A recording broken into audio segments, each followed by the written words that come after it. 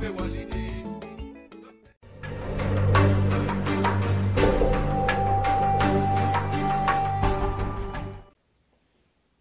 souvent, je dis aux gens de comparer les diplômes des uns et des autres entre le Sénégal et la Guinée. Le premier président sénégalais, il est agrégé, n'est-ce pas? Le deuxième président, il est agrégé aussi. Ouad, agrégé de droit et d'économie. Abdou Diouf est diplômé des grandes écoles. Macky Sall diplômé des grandes écoles. De notre côté, faites le calcul vous-même.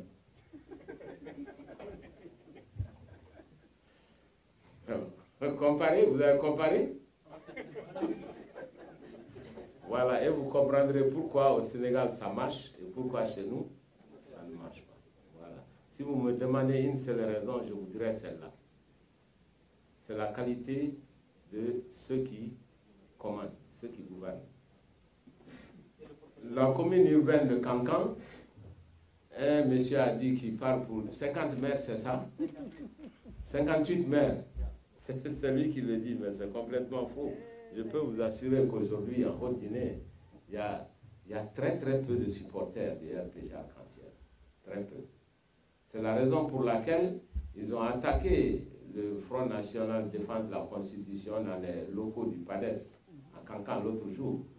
Parce que le Front avait appelé à manifester à partir du siège du PADES. Mais à 7 h du matin, tellement ils sont incapables, alors il y a un groupe de personnes qui a amené des gens, des voyous à la gare, etc., des louvards, ils les ont payés pour venir agresser les premiers responsables qui étaient venus. C'est dans ce cadre-là que le responsable du PDN a été blessé et un autre militant aussi a été bastonné. Ils sont rentrés au siège du PADES, il y avait très peu de monde, c'est 2 ou 3 responsables qui étaient là très tôt le matin. Ils ont cassé la porte, ils ont enlevé des ordinateurs, etc. Parce qu'ils se sentent en faiblesse.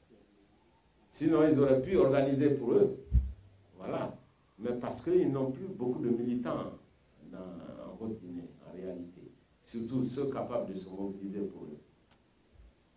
Et c'est la raison pour laquelle nous avons envoyé le dossier en justice, nous avons porté plainte contre, non pas contre le RPG, parce qu'en réalité, le RPG n'était pas mobilisé, il n'y avait eu aucun appel pour les militants du RPG.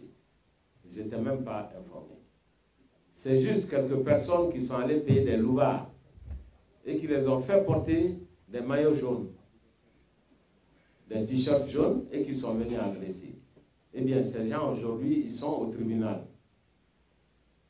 Et lorsqu'ils ont compris qu'on les envoie au tribunal, eux aussi, ils ont commencé à dire qu'il y a des blessés parmi eux, ils ont été agressés. Maintenant, comment aller dire au tribunal qu'ils ont été agressés au siège du PADES? Ça, c'est compliqué.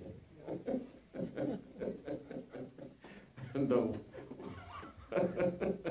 voilà ce qui se passe. Et quand on connaît aujourd'hui la grande complicité entre guillemets, entre la justice et le pouvoir, je crois que les gens commencent à paniquer. Voilà. Ils sont même allés casser des ordinateurs chez nous. Alors, comment vous allez vous défendre? Parce qu'il n'y a même pas eu de manifestation, puisque la manifestation était programmée pour 9 h. Il y a eu simplement quelques responsables à 7 h du matin. Ils les ont rassemblés et ils sont venus agresser les gens. Et ils ont cassé la porte du siège du PADES. Ils sont allés prendre des ordinateurs. Alors, comment ils vont aller expliquer à la justice que c'est eux qui sont agressés? Monsieur Touré Passport a demandé de la dernière revue du Fonds monétaire, en fait. Ce qui s'est passé, vous savez qu'on a un programme triennal de FEC, Facilité élargie de crédit, qui est évalué au moins 2 fois par an.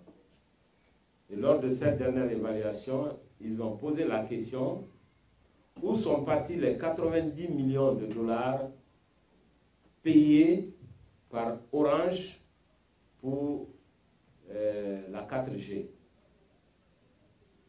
Il n'y avait aucune trace dans les livres du Trésor des 90 millions de dollars.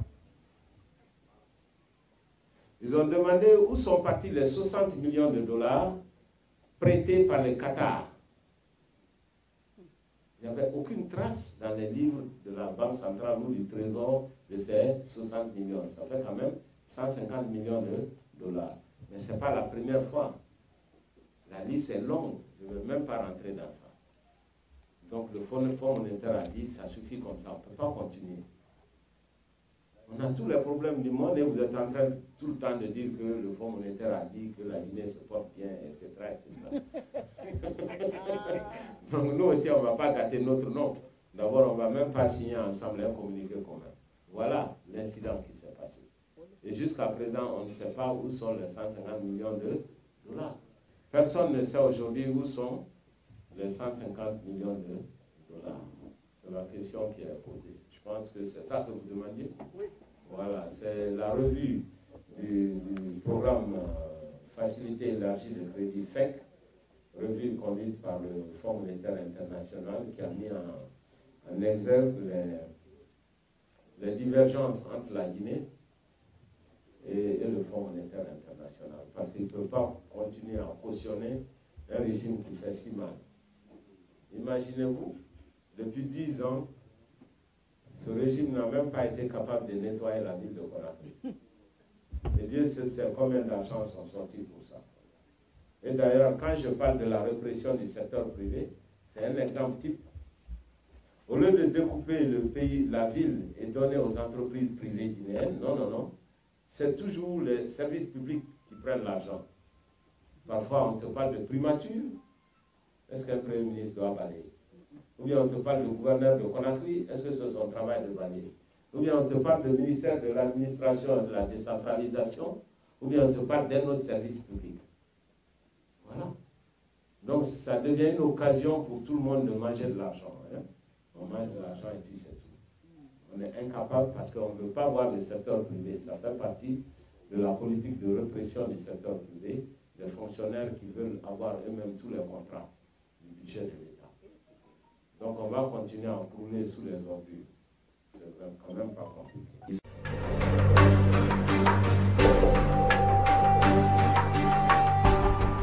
Ce que nous connaissons aujourd'hui à ces couturières, c'est un manque de volonté ou un manque d'expérience. Je dirais les deux.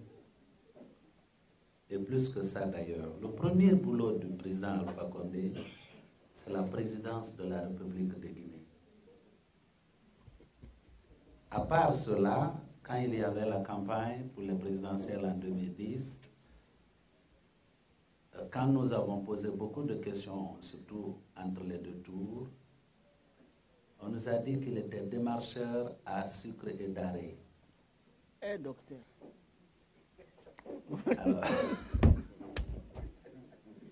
Alors, non, mais je n'invente pas. Hein. On a dit qu'il était démarcheur à sucre et d'arrêt. À part ça, parce que ce n'est pas encore prouvé, comme M. Touré l'a dit, parce que pour avoir été professeur, il faut au moins que quelqu'un se trompe une fois pour dire « moi, il m'a enseigné ». Vous comprenez? C'est son premier boulot, la présidence de la République. Même en France, ceux qui ont connu notre président se sont étonnés. Ils ont dit, mais attends, la Guinée, ça se trouve sur la planète Terre. Parce que... Donc, il y a un manque de volonté, certes, mais il y a un manque d'expérience.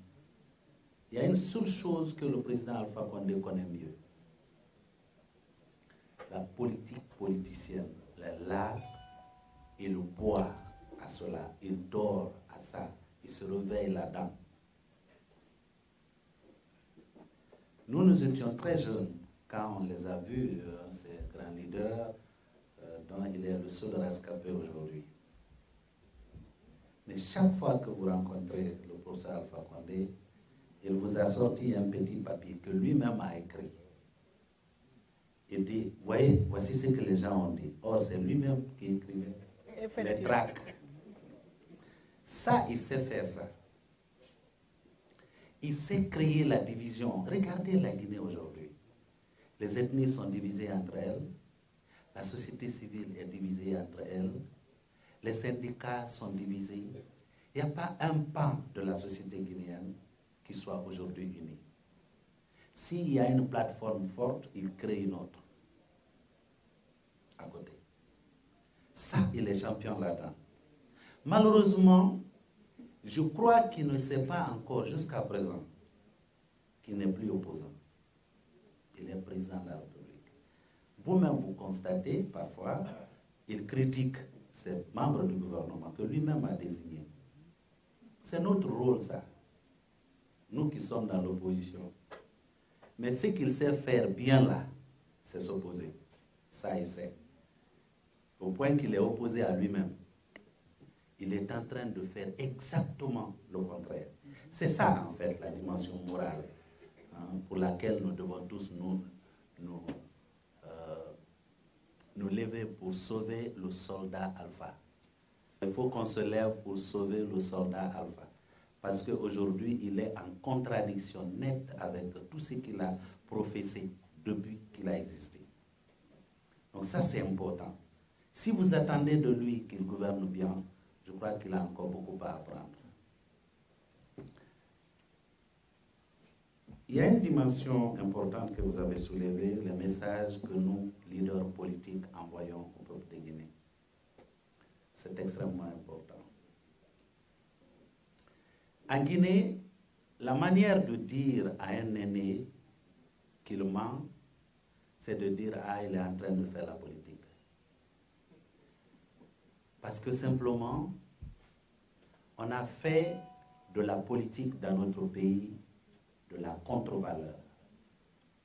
On ment, on triche, et plus que tout, nous ne semblons pas réaliser la responsabilité vis-à-vis le peuple de Guinée que nous avons. Ce que nous disons, c'est-à-dire quand moi, je m'adresse aux Guinéens, je ne dois pas parler comme un jeune de 10 ans ou 15 ans qui peut se lever et insulter quelqu'un sur les ondes. Il y a des choses que je dois m'interdire de dire. Ceci est extrêmement important. Oui, la constante, ce que nous disons en privé, que nous soyons capables de dire en public. Le jour que nous allons le réussir, effectivement, nous, leaders politiques, nous allons trouver beaucoup de Guinéens parce que nous parlerons de la Guinée. Aujourd'hui, j'ai l'impression qu'en privé, chacun ne cherche pas un militant, il cherche un frère. Nous devons avoir le courage de dire que les Guinéens ne doivent pas chercher à avoir un frère au pouvoir ou un oncle au pouvoir. Les Guinéens doivent se battre pour avoir un visionnaire au pouvoir, quelqu'un qui est compétent, qui peut amener la Guinée au bonheur. Ceci est extrêmement important. Nous sommes face à une situation où nous avons un petit gâteau qui est suffisant, quelle que soit la personne qui va couper ce gâteau. La solution que la société a trouvée, et que beaucoup de politiques aussi essaient de vendre, c'est de dire, si c'est mon grand frère qui coupe ce gâteau-là, j'aurai un morceau. Mais la question qu'on ne se pose pas, est-ce que le morceau que je vais avoir va me rassasier?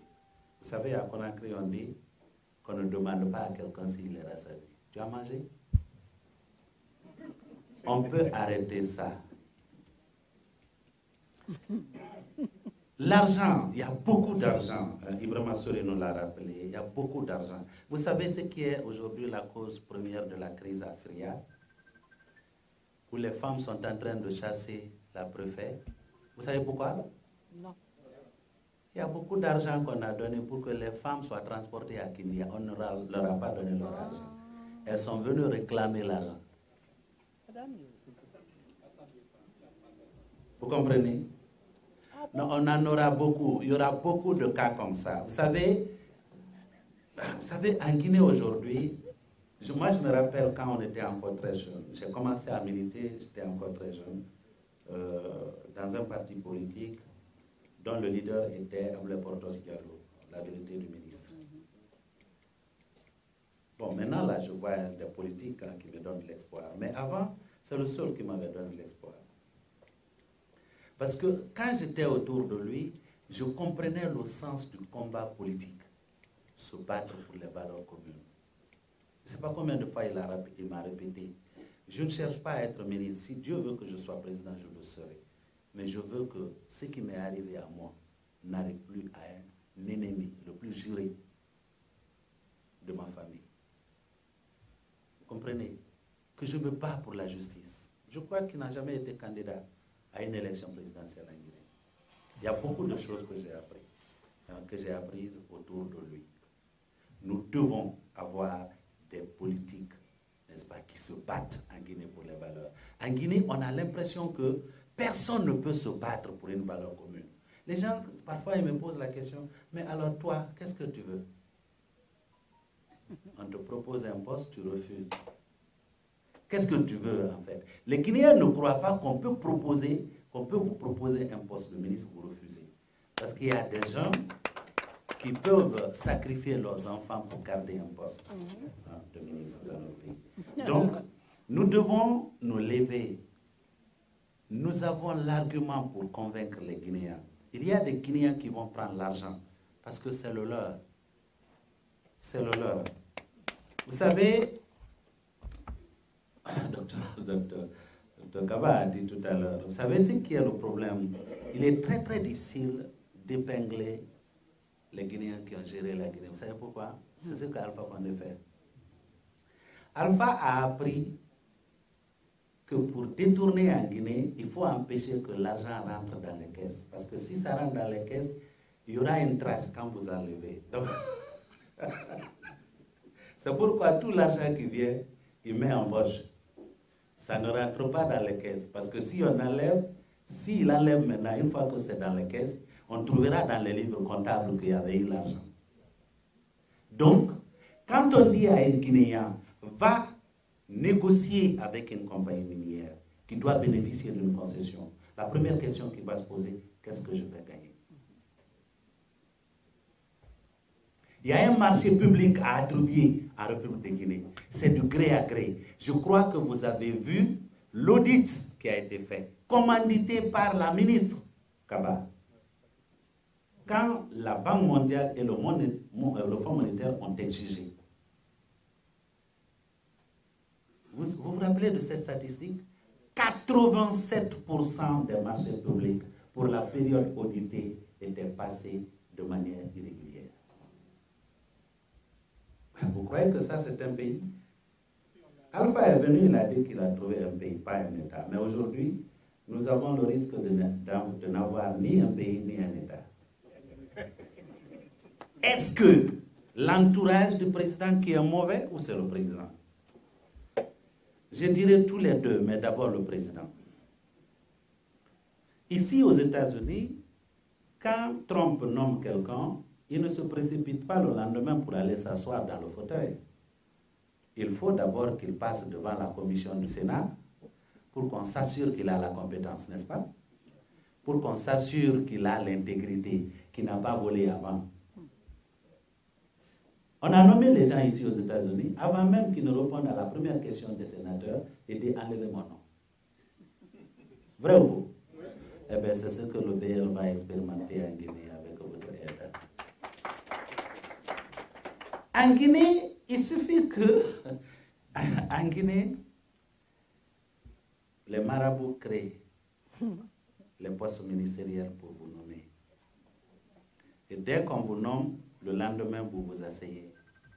Il n'y a personne qui a été imposé à Alpha Condé. Vrai ou faux? Si tout son entourage est mauvais, c'est que lui-même, il est mauvais. S'il était bon, il aurait cherché des gens qui lui ressemblent. Mais puisqu'il a un problème d'intégrité lui-même, eh bien, il va s'accommoder avec ceux qui n'ont pas une intégrité. C'est pourquoi je dis, et lui et son entourage, ils sont pareils. C'est bonnet blanc, blanc bonnet.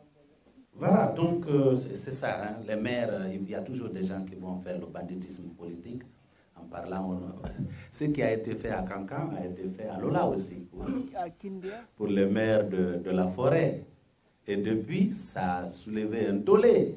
Les maires qui dénoncent, on n'était pas allé pour ça. Mais c'est ce qu'on appelle débat aujourd'hui en République de Guinée. Et donc, Alpha est en train de faire la somme de toutes ces petites déclarations pour dire, voyez, tout le monde est avec moi. mais il n'a qu'à faire attention. Vous savez, quand beaucoup ont dit à Blaise Compaoré, dis donc laisse tomber, ça fait 30 ans. Ne change pas la constitution, il a dit le peuple est avec moi. Le jour que les jeunes sont sortis, ils ont dit que la récréation est terminée. Il faut que les jeunes Guinéens sortent aussi pour dire que la récréation est terminée. Ne comptez pas sur les partis politiques, parce que je vais vous dire, je suis un parti politique. Dans les partis politiques, il y a toujours cette volonté de garder un espace de négociation. C'est important que nous sachions que si nous croyons en la démocratie, ce n'est pas les élections qu'on doit arriver. Si nous croyons en cela. Mais si nous pensons que c'est la France qui nous impose, eh bien chacun n'a qu'à aller en France. Ou aller aux États-Unis. Mais je suis convaincu que si nous allons vers les Guinéens et nous nous battons pour que les élections soient propres, le prochain président sera démocratiquement élu. Et celui-là va faire le travail du peuple. Quand un président ne respecte pas le peuple, c'est qu'il a été mal élu. Voilà ce que je peux dire pour compléter ce qu'a dit Dr. Kaba.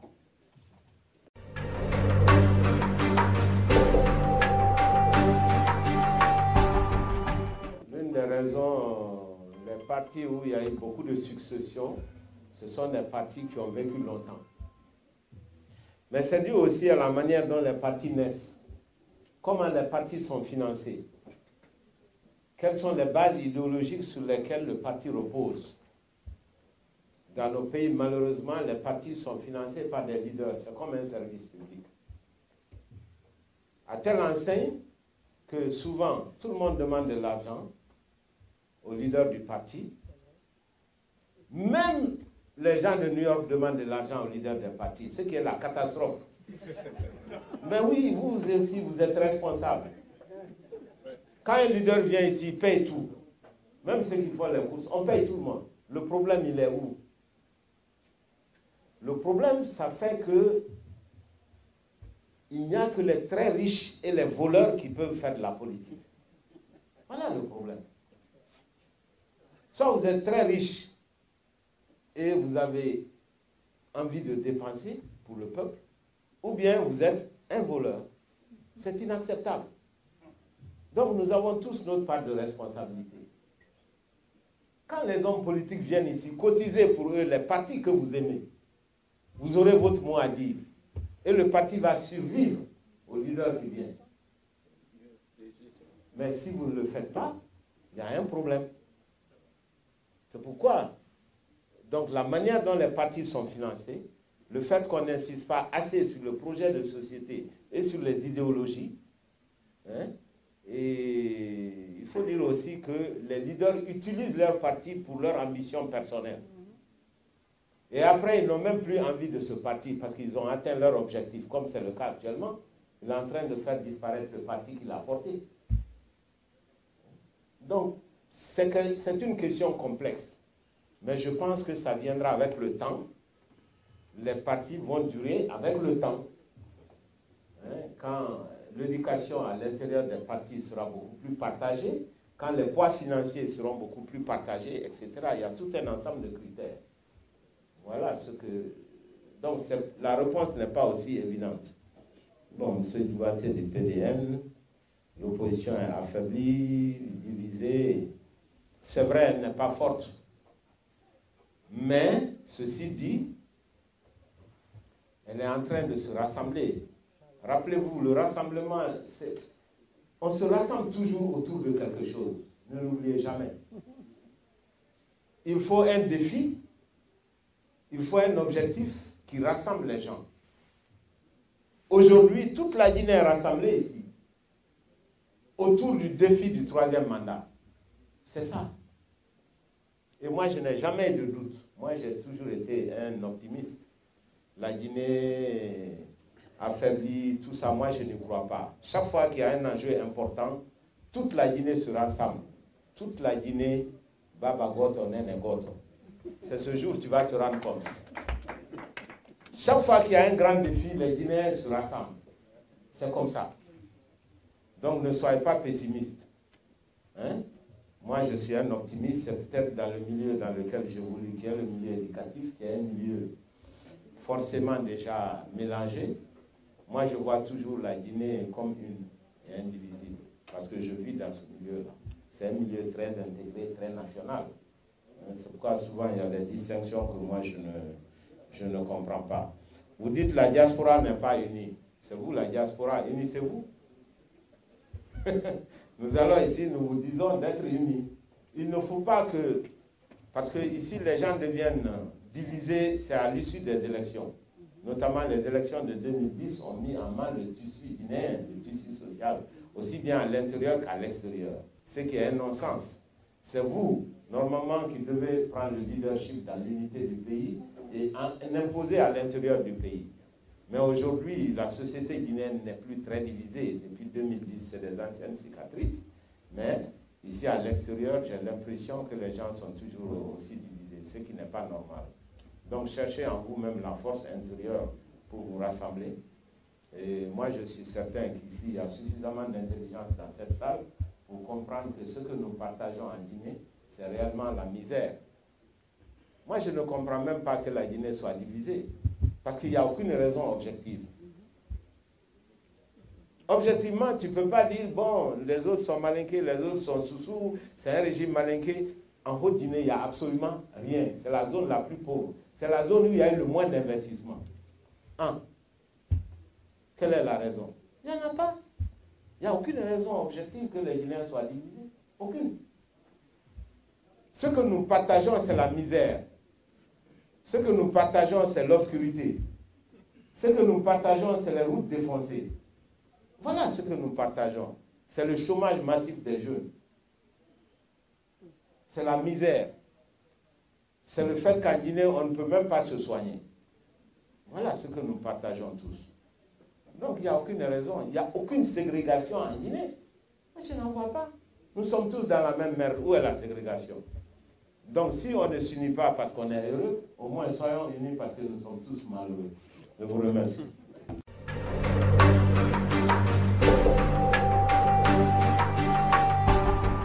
En tant que président du Bloc libéral, un parti jeune, si je ne dis pas un mot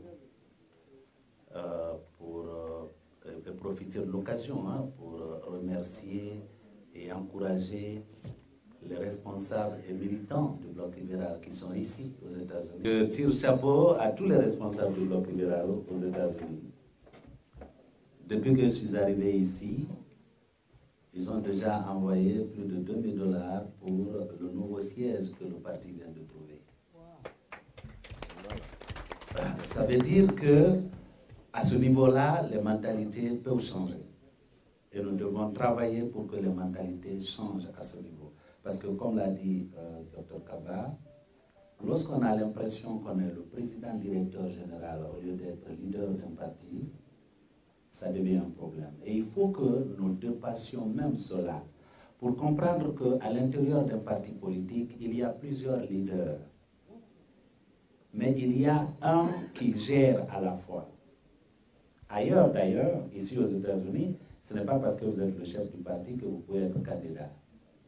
Je crois que nous devons emprunter ce qui est positif dans ce qui réussit ailleurs pour que les partis politiques deviennent véritablement des espaces de préparation des leaders.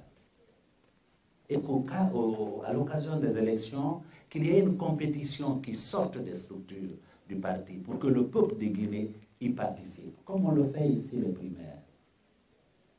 C'est un rêve. Pour l'instant, le constat, il est vrai. Je me devais de dire cela. Et il y a une chose que j'inviterai, parce qu'il y a beaucoup de partis politiques ici. Pour ceux qui sont du PL ici, ils me l'ont déjà dit. Mais je veux que tout le monde dise quelque chose à son état-major. Avant de vendre la peau du loup, tuons-le d'abord. Aujourd'hui, le focus pour tout le monde doit être comment mettre fin à cette volonté de rester du professeur Alpha Condé. On ne peut pas courir et se gratter en même temps. On finit par tomber. Celui qui sera président demain, Dieu le connaît déjà. Travaillons d'abord pour que nous enlevions devant nous l'handicap qui va empêcher quelqu'un d'être président autre que Alpha Condé. Je crois que chacun de nous a un rôle à jouer par rapport à cela. La dernière chose, c'est en réaction à ce qu'a dit mon frère Kouyaté du PDN. Diabaté. J'ai vécu ici, en Amérique du Nord. J'ai été membre de la coordination des associations guinéennes aux États-Unis. J'ai assumé le poste de vice-présidence. Il y a eu un changement que personnellement j'ai déploré. Quand je suis arrivé dans la région de Washington, j'ai trouvé des associations guinéennes à Washington. C'est-à-dire ces associations qui s'identifiaient à tout le monde. Il y en avait, même à New York ici. Mais à un moment donné, comme si on est rentré dans un tourbillon, on a trouvé quelque chose de nouveau, on a commencé à voir émerger des associations régionales, des associations à caractère ethnique. Cela a sapé véritablement. Je l'ai dit sur les ondes ici. Nous avons un exemple à donner. Nous vivons dans un grand pays ici, les États-Unis, où la couleur même de la peau des gens n'est pas la même.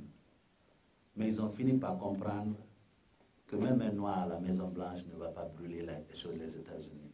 C'est pourquoi Obama l'a été. Il faut que nous soyons capables de le démontrer ici. Sinon, eh bien, tout ce que nous disons ici, c'est zéro. Parce que si nous ne pouvons pas prier dans la même mosquée ici, à New York, dans la même église ici, à New York, eh bien, il n'y a pas de mosquée ici où Dieu s'appelle Diallo et l'autre où Dieu s'appelle Kaba ou encore Souma. C'est le même Dieu. Ça, c'est des faits qui nous hantent aujourd'hui. Si nous ne prenons pas le devant, nous ne sommes pas en train de léguer une Guinée à notre pays. Il y a un sociologue qui dit que quand en République de Guinée, vous dites que votre famille est purement guinéenne, c'est que votre famille, elle est tellement petite. Parce que toute famille en Guinée, à l'intérieur, c'est mélangé. Mon nom complet, c'est quoi? Faya Lansana Milimono. Lansana, je tiens ça de qui? De mon beau. C'était un monsieur de Cancan qui mangeait le koukalama. Il est mort. Il a laissé, nous prions pour le repos de son âme. Il nous a laissé beaucoup de neveux. Et ce qui est dans ma famille, c'est ce qui est dans toutes les familles. Et c'est ça d'abord la chance de la Guinée. Si c'était pour les politiques, je crois qu'ils auraient déjà brûlé 3 fois la Guinée. Refusons cela. Surtout, vous qui êtes ici. Vous avez tellement de choses qui peuvent vous inspirer. Vous savez ce qui m'a plu? On est aujourd'hui dans une communauté, la maison de la communauté malienne.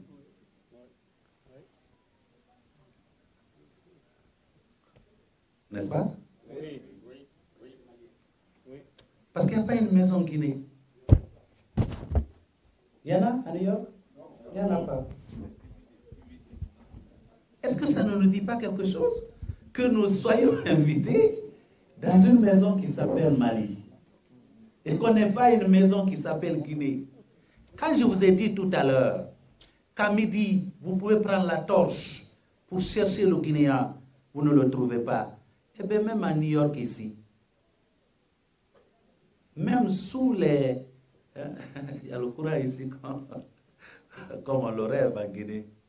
Mais tant qu'Alpha est là, il n'y aura pas de courant. Je vous remercie.